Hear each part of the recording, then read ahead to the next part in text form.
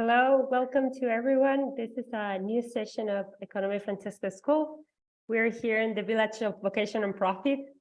So I introduce myself, I'm Valentina, I'm from Chile, and together with Laglin Dickens, Helen Alford, Adriana Gomez Chico, Evelyn Sánchez, José Tomás Argus, Enrique Sejes, and Georgia Nigri in Lourdes. We're pleased to start this session of Vocation and Profit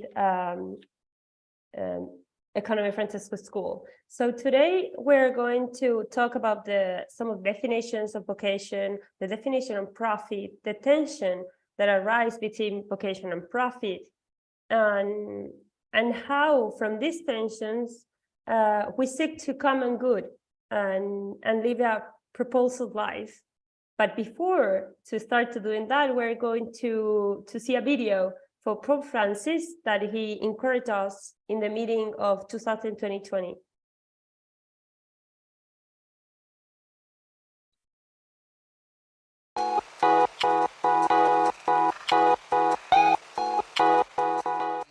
Vorrei lasciarvi tre indicazioni di percorso per andare avanti, no? La prima, guardare il mondo con gli occhi dei più poveri, ma per avere gli occhi dei poveri e delle vittime bisogna conoscerli, bisogna essere loro amici, che le vostre scelte quotidiane non producano scarti. La seconda, voi siete soprattutto studenti, studiosi e imprenditori, ma non dimenticatevi del lavoro.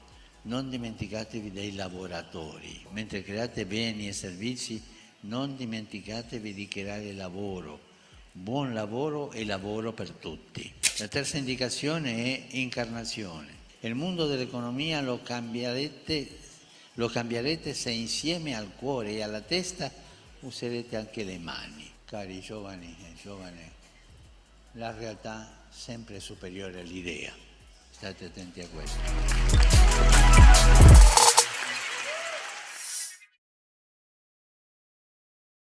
All right, so José Tomás, you're joined. Yes, thank you, Vale. Well, the Pope's address in Assisi helps to guide the thinking of Vocation and Profit Village. Well, we need to look at the world through the eyes of the poorest. We need to think not just about new ideas and goods and service, but how they affect people in the workplace. And we need to use heart, head, and hands to turn ideas into practical use to face into reality of the world. Over the last years, Vocation and Profit have been studying in depth the reflections of Pope Francis. First of all, in the letter where he called for the international movement Economy Francesco. And there, inspired by Christus Vivi, he invites young people to work to build a new society. Therefore, following his call, at Vocation and Profit, we have studied the relevance of vocation in our lives and its connection with profit. We see them together and not apart. In Christus Vivi, Pope Francis states that the lay vocation is directed above all to charity within the family and to social and political charity. And it is a concrete and faith-based commitment to the building of a new society.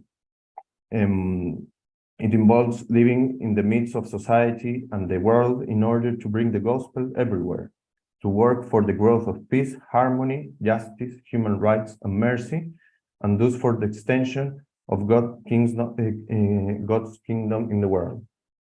Also, he wanted to repropose the call to holiness in a practical way for our own time, with all its risks, challenges, and opportunities.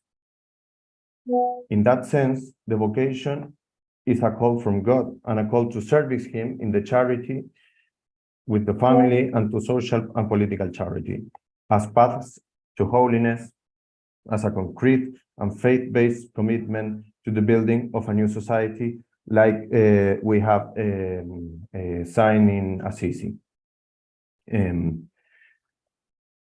Please pass the slide. Thank you. Our vocation is expressed in a relevant way in our work. This is precisely a relevant topic in the magisterium of Pope Francis. The vocation of the business leader, that is not only the entrepreneur of the businessman, but every leader within the organization. If you can look the slide, in these 4 documents and in many other occasions, Pope Francis has reflected about the business as a noble vocation. In Evangelii Gaudium, he proposes that business is a vocation and a noble vocation, provided that those engaged in it see themselves challenged by a greater meaning of life. This will enable them truly to serve the common good by striving to increase the goods of this world and to make them more accessible to all. He also argues in Laudato Si that business is a noble vocation directed to producing wealth and improving our world. It can be a fruitful source of prosperity for the areas in which it operates, especially if it sees the creation of jobs as an essential part of its service to the common good. Well, from these quotations, we can conclude that Pope Francis values the entrepreneurial vocation as a way of serving the common good through the creation and distribution of wealth, and that is a concrete way of promoting the universal destination of goods. Well, now I will leave you with Vale, who will talk about the articulation of vocation in vocation and profit, and how we understand the concept of vocation here in vocation and profit. Thank you, Vale. Yes, thank you. So now, how this bridges, how are we been working and also searching for this articulation in vocation and profit, but also inside of Economy Francesco, but also beyond Economy Francesco, in our lives, in our countries, and so on. Please, Enrique. So how we define vocation in vocation and profit. So as a personal level, we see vocation not as a solitary path, but bound up in relationships with others. Relationships are themselves a live example of seeking a common good. Vocation needs to broaden it to mean beyond self and link it to action in the world we live in. As we saw when we talked just now about the noble vocation of business leaders, we can broaden it to include the economy sphere in our lives. In that sense, vocation is associated with a free and personal call from someone, which for many of us could be ultimated be from God to other person within a personal, intimate encounter and an original and irrepressible dialogue, inviting an intimate response. Vocation is also coming from reality, from the context that we're living, from the problems and challenges that we have been surrounding us, coming from nourishing by something. We need to say that it's coming from our nourishing by. The personal vocation is unique, unrepeatable, and authentic according to this reciprocal intimacy. This intimacy in dialogue is dynamic, is alive, is developed over time. Through our lives, we can receive many calls within one personal vocation. Therefore, it's not associated, we discovered that it's not associated with a youth call, but it's so much richer than that. It's enriched the potential of the personal vocation through authentic dialogue between one who has given it to you and the one who received it. It's a freely choices to live through time, touching all experience and dimensions of the human being and his or her relationships. We discover in Vocation and Profit through these 3 years that is a call that we receive free and charge of any age, as which has something original as well as dynamic, I said it. Because it can be updated over time, we learn that it's an invitation to live of fullness in each other relationship, and it's also called from the word on economics and beyond. So what about profit?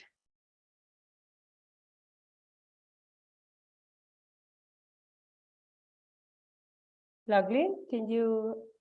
Thank you, Vale. I mean, as Vale has demonstrated, the village has constantly tried to broaden the meaning of words, as she's explained vocation in depth. The broad meaning of profit is advantage or benefit. And too often it is only seen and perceived as financial gain. And indeed, even financial gain has taken on a very narrow meaning in people's minds. The difference between price and cost.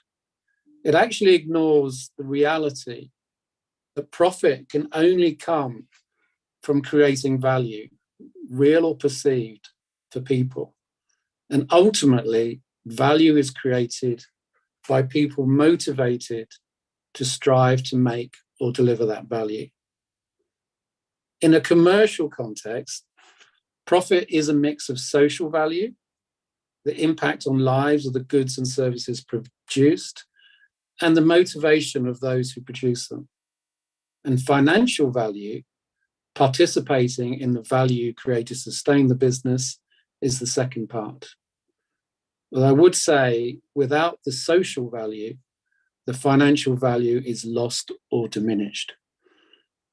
In a non-commercial context, the value is social, but that value still has to be created. As the Pope said, it is not by pure chance.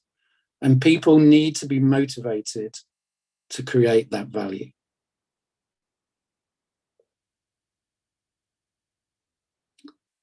And Helen, we can see value and profit in another context. Well, Thanks, Lachlan. So yeah, another way to think about profit is as a kind of good. So let's just stop a moment and think, what is a good? Now, in an important philosophical tradition to which big thinkers like Aristotle and Aquinas belongs, what is good is the realization of the potential that something or someone has.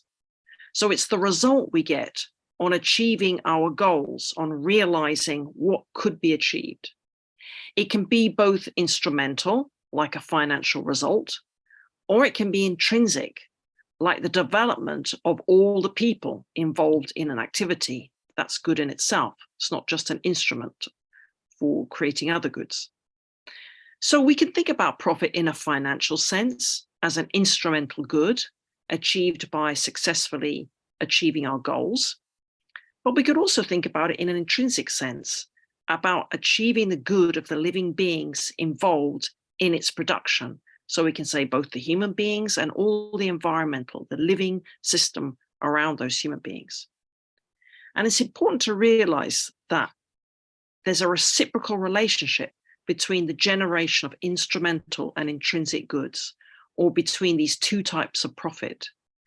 And we can capture this relationship with two analogies which complement each other.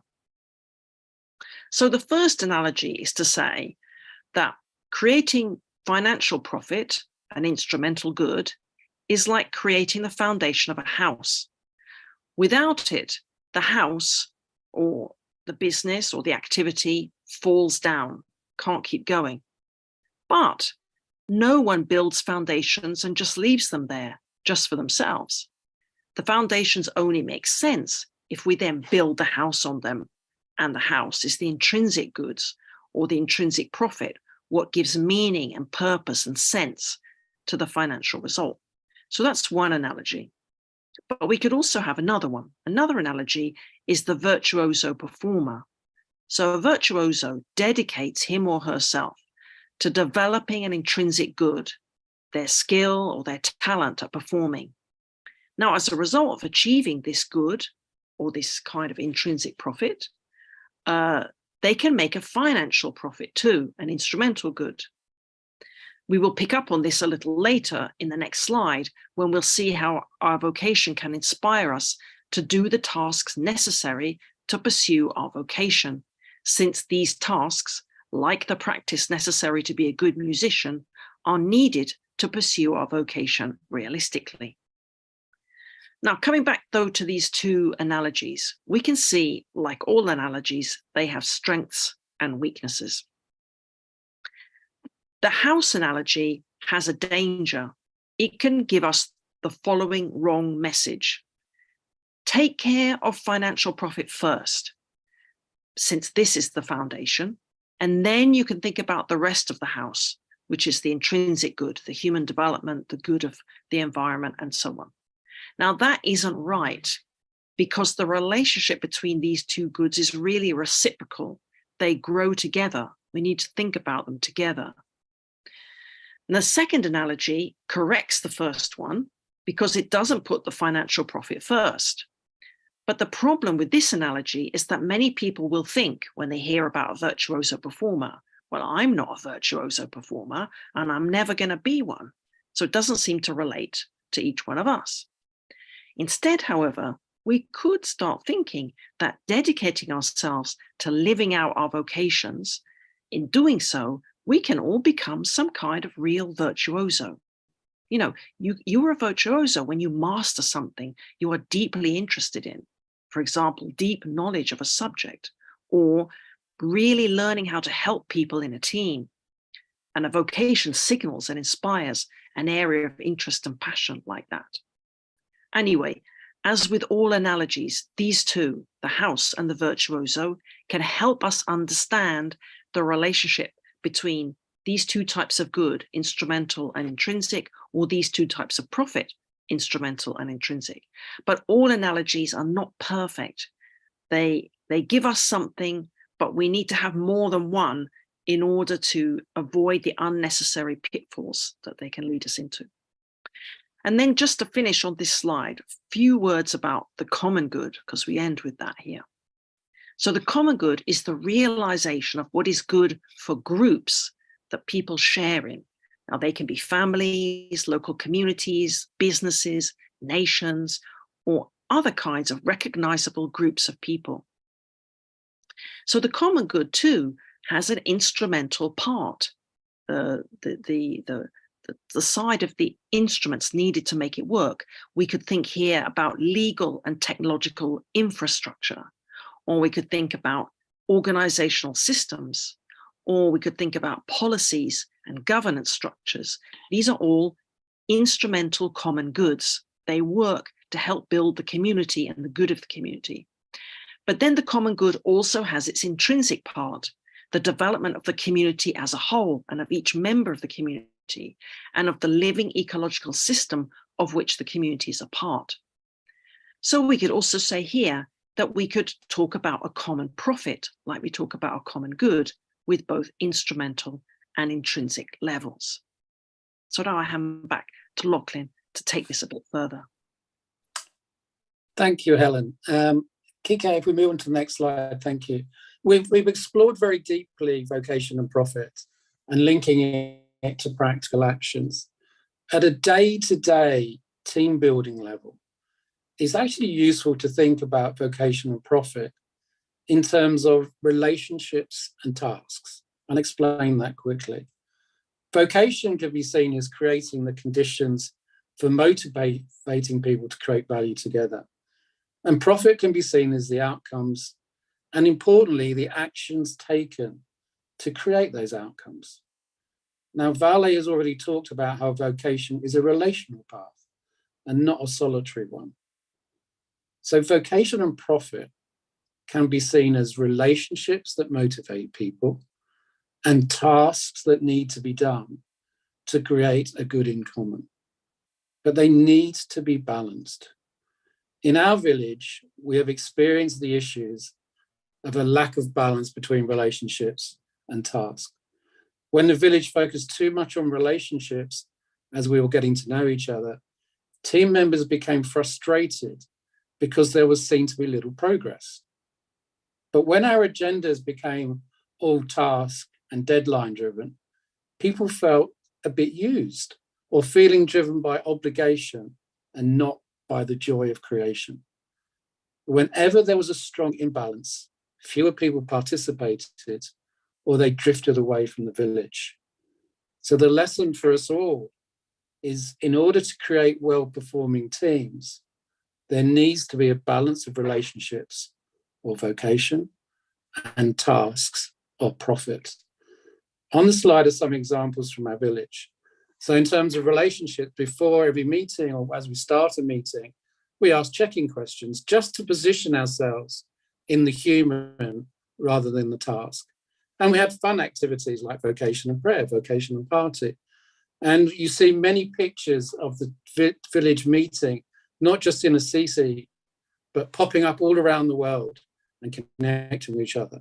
So a focus on relationships, but also we want to get things done. So WhatsApp groups sort of keep us moving along. We split into project teams where there's an interest. We have what we call circle time learning sessions where we learn new skills. And also we call upon the hugely different skills of team members.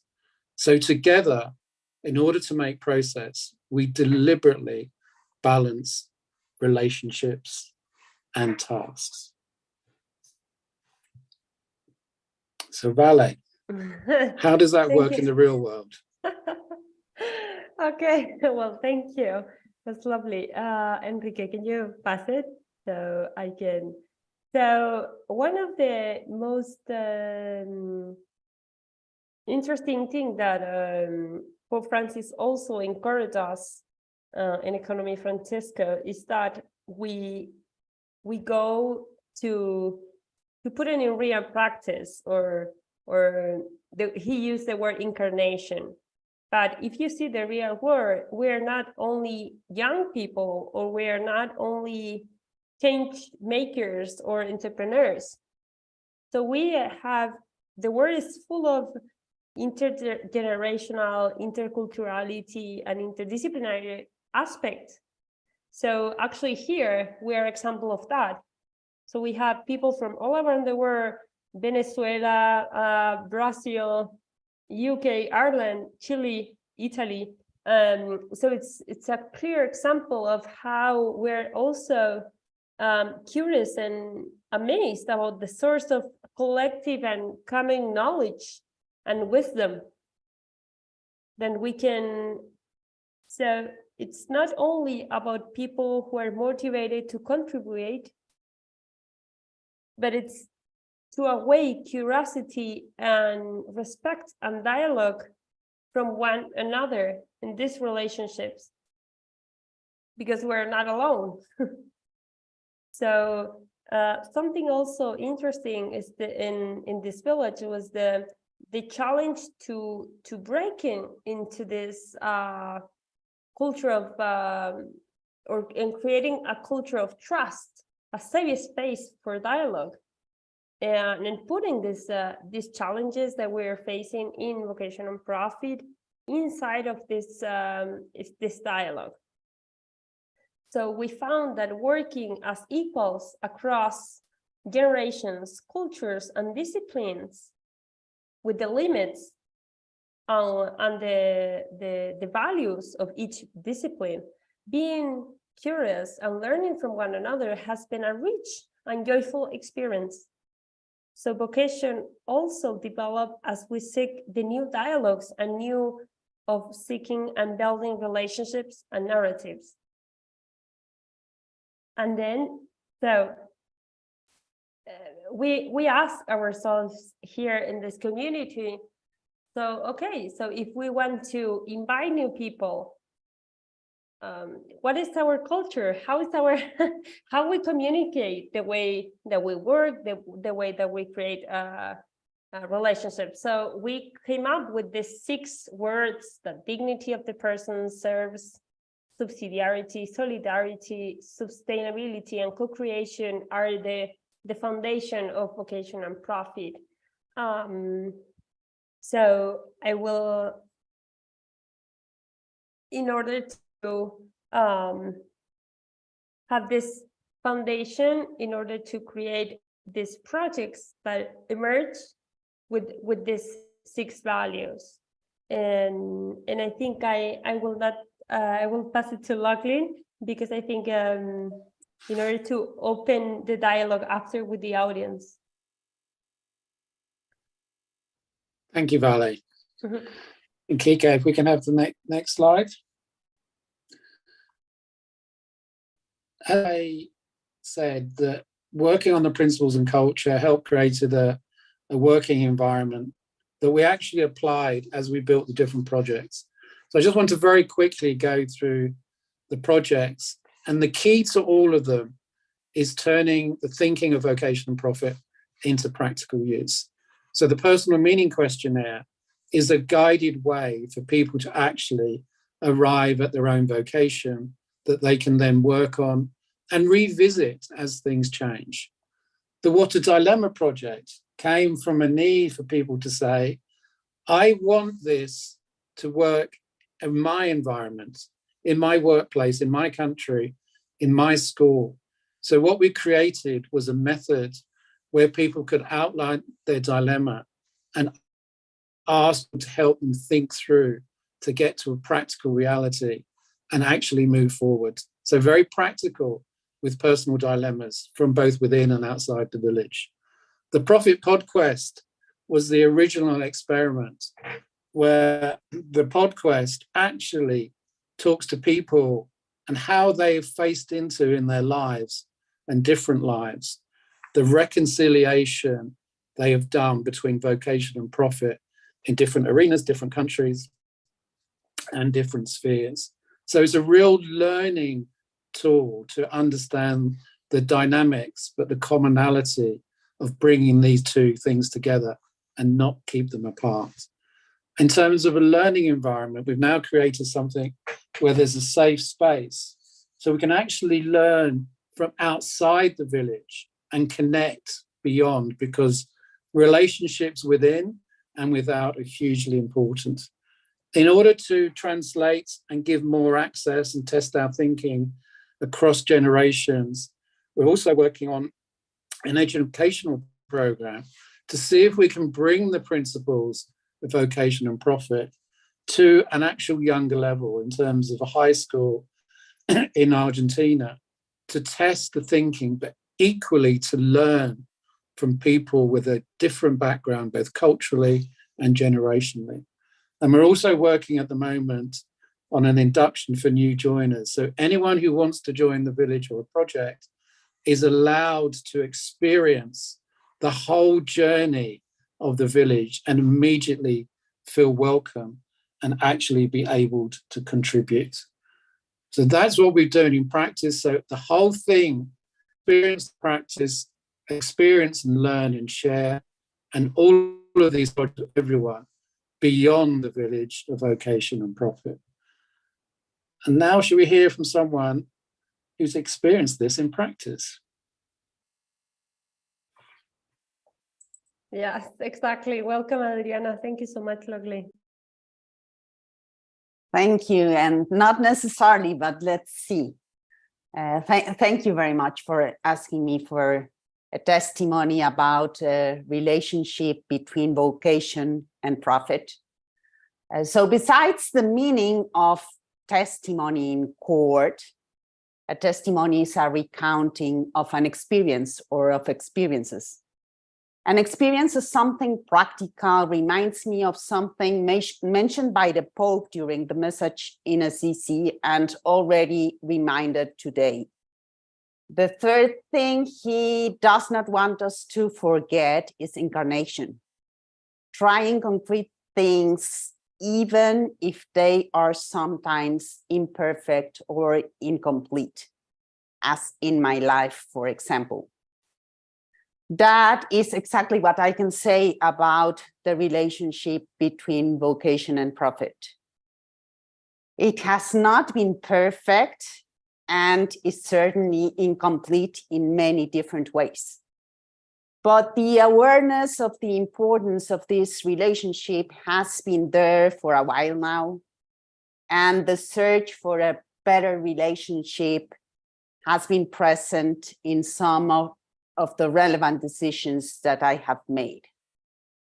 What I will share might show some of my strengths, my joys, but also my wounds, my dreams, in a very unperfect mix. I have experienced vocation much more, as already said here, as something continuous than as a once in a lifetime event. At the same time, as an inner call, and as a call that comes from the outside, from reality, from the circumstances, both through different people and through the circumstances themselves. I usually say that I have decided what to study, and probably other things in my life also, by change, by chance, and by choice. Finishing high school, I was almost certain that I was going to study something with a lot of math involved. I thought I had the skills, and I used to enjoy that also. That was until I had a good conversation precisely with my math teacher. He said he thought I could be very successful in doing so. But he wondered if I would be then so much into numbers and formulas that I would forget about my social interests, about taking care of people and trying to improve their lives. He had been observing me and thought that was important for me. So he raised the question. Maybe you find something better to take care of that interest too, or maybe you can preserve that interest in the world of numbers. Only you know. And I thought about it, and I changed to economics. Whether that was the best possible way of combining my interests or not, I will never know. That's probably the thing about that kind of decisions. We never know for sure. And that troubles me sometimes. I would like to know. But even though at the time I answered to that call, and I have tried to make the best out of it ever since. I only studied my first master because I was offered the opportunity, just by chance. It turned out to be a good opportunity though, with a lot of learning. And finally, I chose my second master's degree, Management of Social Economy Enterprises, by choice. But that call only came after some years of working close to a few social and solidarity economy projects, meeting the people involved, knowing their challenges, noticing their contribution to an inclusive, just, and sustainable economy. A call from reality. I have had to be reminded about this social calling many times in many ways. For example, by my husband. He is a volunteer firefighter and serves as one once a week. Although I could never do what he does, he reminds me of the importance of taking care of others. And now that I mention him, Luis Fernando, I must say that marriage is something I didn't expect for me. The aspect of surprise has also been part of my experience of vocation. A lot of things in our lives are aligned to our previous experiences, but there are also turning points. I have needed to learn how to deal with them. Now I go back a bit. When I was studying economics, I thought I wanted an academic career. Then the circumstances changed. Specifically, I moved to another city. I started kind of accidentally, by chance again, to get involved in social economy. It had also a little bit of choice. And it was only after many years that I started teaching at the university again. Now I'm very happy building bridges or trying to do so between the academic field, both research and teaching, and field projects. I don't want to do one or the other anymore. The economy of Francesco and the village of vocation and profit, as was described today, has also been a call for me. And maybe because of the economy of Francesco and driven by it, I finally started my PhD in economics, by choice again. Where is profit in all of this? Everywhere. In all the learning and the not knowing for sure. In all the solutions, the answers, but also the questions, the challenges. Mostly in all the relationships, the encounters, the cooperation, the friendships, the beauty. I'm one of those fortunate people who get paid for doing what they like, sometimes at least. And with that, I give you the floor back. Adriana, thank you so much, but you are not leaving, and now anyone is leaving. So, because we want to talk with the people who is in YouTube. So now with this session, we want to also ask you. So Enrique, if you pass it to the next slide. In Vocation and Profit, we went, as Lachlan said it before, we're working in a personal meaning questionnaire. So here are some of the questions that we want to ask you at the audience of a YouTube channel. So what activities give me joy, fulfillment, energy? What skills do I have? What I'm good at? So it's a way to help to think about this. People actually ask my help with. Who do I put my skill to best use? Where has the most value been created through my skills? Another question that could help you is what wounds you? What makes you angry, fearful? When you're angry or joyful, it makes you realize what you are passionate about. So maybe you can put an eye on it. As Adriana said it right before, how she was passionate about it, so, and the fourth question is, do I have a big dream that I would like to come true? How will impact others?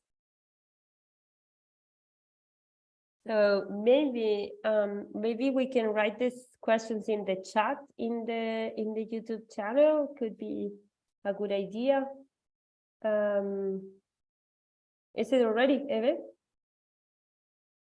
Oh, okay, good. And now maybe we can take it off the presentation, Enrique, so we can just open the dialogue if it's possible. No, just remove the presentation so we can just be without. Yes, excellent. Thank you. All right, we have a couple of comments here.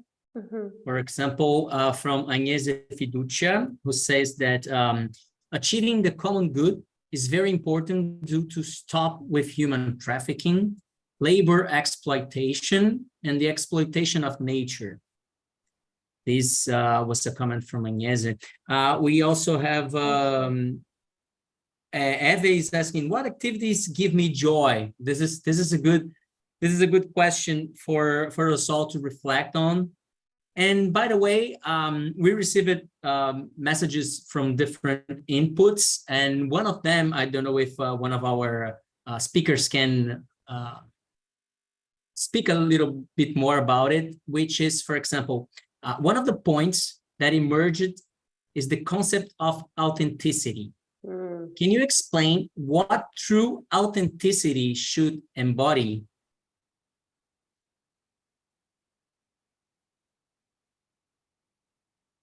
Maybe could I first come back about the very important point about human trafficking and environmental degradation, and how the common good is a kind of block to this, or it should be taken into account in trying to build the common good, this kind of thing.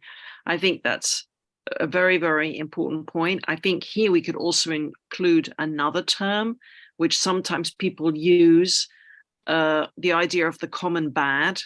You know, we can build a common good and we can also build common bads. We can set up systems that perpetuate themselves, and it's very hard to break out of them. You can have structures of the common bad, not just structures of the common good, that are hard for people to break out of. You know, inequality can get bigger and bigger as these structures carry on developing. And of course, we can have ongoing serious human rights violations like trafficking, which just keep going because we don't find a way to break the structure. We've also had that called in the history of church's social teaching by Pope John Paul II, structures of sin. So that brings a more religious element into it as well. And would also suggest that we should be calling on the help of God, calling for grace to help us be released from these kind of structures that we get caught up in. So I think it's a really good point that was brought in. It's a sort of opposite of what the common good is about. But if we don't build the common good properly, we often leave spaces, we leave gaps, we leave uncovered areas where these common bads can come in, they can take the place. It's like organized crime can come in where the state doesn't work properly and that sort of thing. So we really need to keep this in mind. I mean, it would be great if we could think a bit more in our village about this. So I just want to say thank you very much for that contribution. Shall I contribute something on authentic, Vale? Please go ahead. I mean, when I think about authentic, and it's a very deep and broad question, I think about it in terms of building strong relationships, because relationships to us is foundational. And in order to be authentic, there are some signs of authenticity, and they need to be there because entering into a relationship, there is always a fear of being used. So the signs of authenticity that allows relationships for me, there are three for me. One is a sense of vulnerability, a sense of opening yourself up to show that you're as vulnerable as the person who is worried about having a relationship for you. So talking about your fears, understanding that you don't know the answers, but you're in search of them. Allied to that is a sense of curiosity. When someone is curious about me and my vulnerabilities, it strikes me they're being authentic because they're trying to connect with me, not inducing me simply to connect with them. And the third thing where vocation is so useful, and it links again to vulnerability, is being clear with others what it is you care about, what you're motivated to achieve. And to me, authenticity enables relationships, and relationships are the building block of the common good.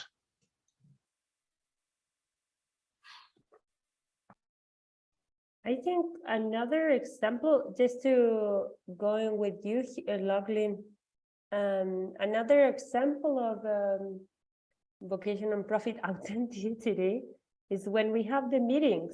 And so we're from different part of the world. So some of us speak Spanish, others speak English and Spanish, others Italian, others French, and so on. But when we get together, sometimes we don't we have language issues in the sense of sometimes with even we are from the same part of the world, we don't understand each other and we speak the same language. So I guess another example could be that you can express in a safe community how you're feeling, but also how the problems or the challenges that you're facing. And this is something that how we actually create a personal meaning questionnaire and so on. So I think that could be another example. Do we have another question? Please, Enrique, go ahead. Thank you, Alan. Thank you, Loughlin. Thank you, Vale.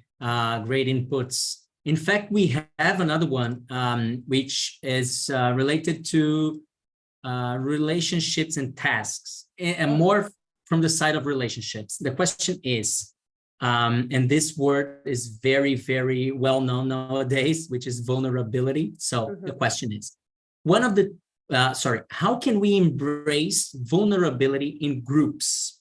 Is there a way to expose ourselves positively?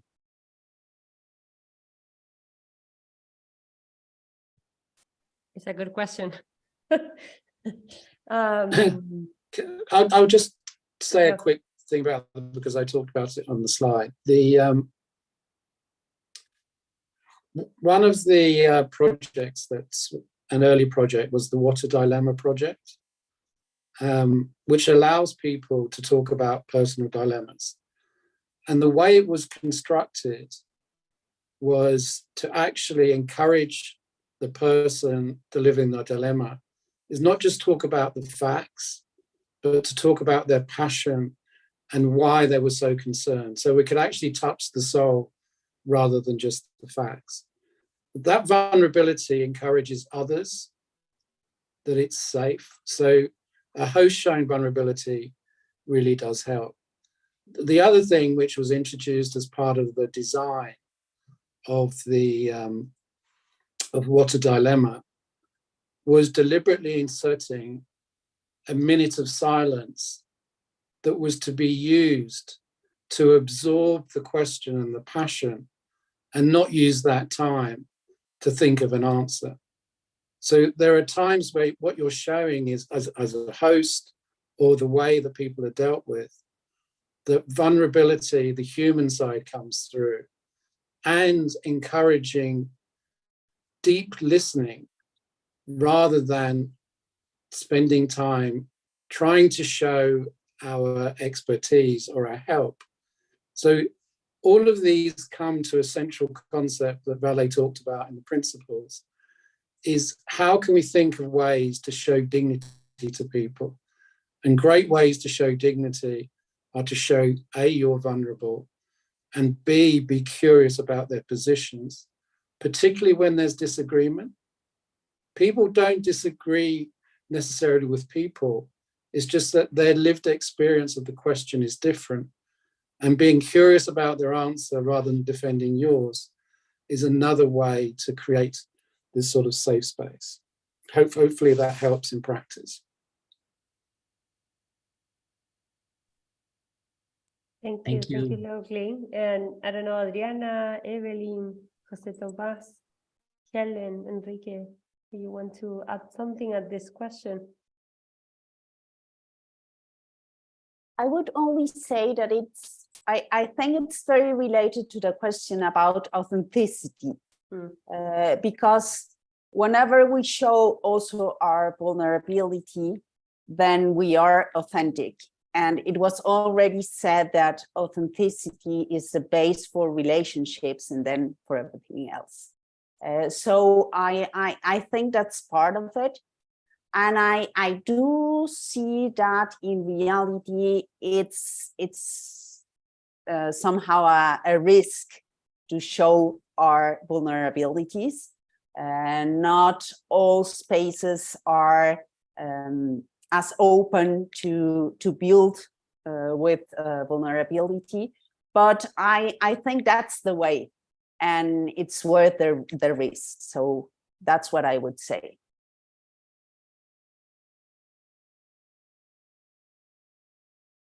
Great. Thank you, Adriana. Thank you for your contribution. As a last question, we have this one from Lina, which is, let me just find it. Okay. How to teach others and myself about the importance of reconciling vocation and profit.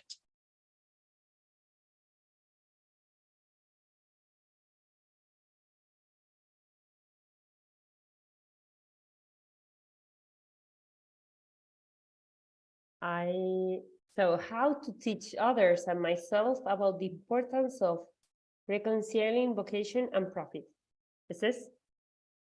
Yes, yes. How can I teach others and myself exactly about the importance of this reconciliation? Well, Tough question. a big hi to Lina. Lina, thank you for the question. Can I just make one comment? Is one very good way to think about it and teach oneself is, number one is listen to the Profit podcasts, because they give human views from different points of view. You learn from other people's learning, so that's one way of doing it. The second one, and Lina, we'd love you to be a volunteer, is to test out one of the projects. So for example, test out what a dilemma in practice. So what we've learned in the village is we've not learned through teaching, we've learned through experience. So take one of the projects for yourself and your own community is another great way to see how vocation brings to life rather than stay in theory.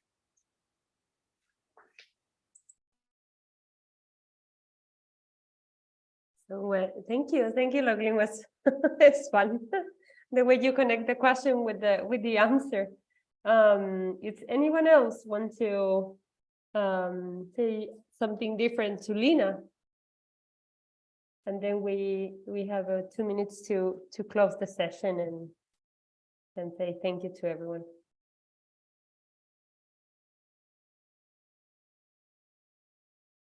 Anyone? No? All right. Okay. So, well, so first, I want to say thank you to Lachlan, Evelyn, Enrique, Adriana, Helen, Jose Tomas, Lourdes, Georgia, for this session, for the learning.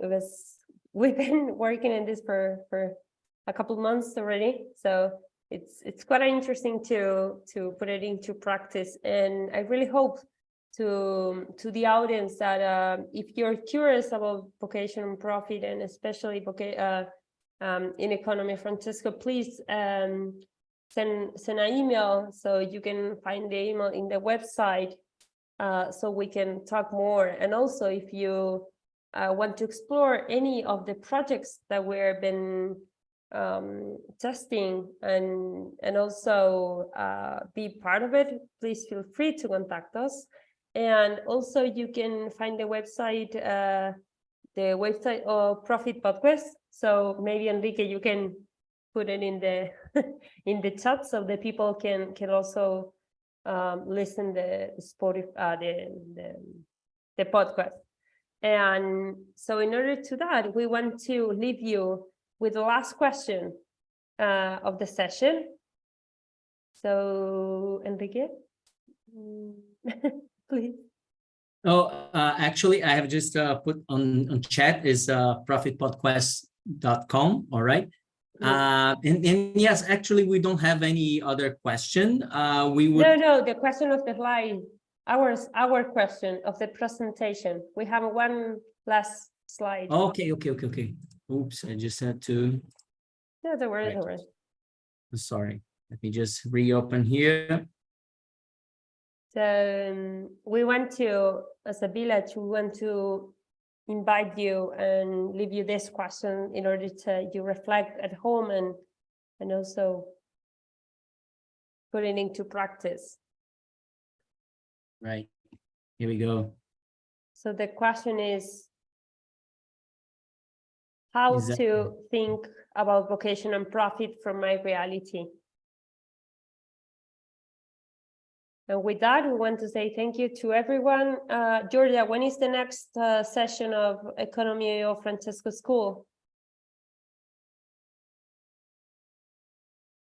Yes, thank you so much, everybody. This was very interesting. And I just want to add that, you know, sometimes we perceive ourselves differently from how we perceive others. So we think we're very transparent or authentic, and then others are less transparent and authentic. So thank you. This was actually very heartwarming. So we're closing today. The next school is going to be end of August, so 28th, and it's going to be CO2 for inequality. So thank you so much for joining today. Again, keep in touch. I hope everybody has a great summer. Thanks again. E a presto. Bye. Bye-bye. Thank you. Bye-bye. Thank you. Goodbye. Adios.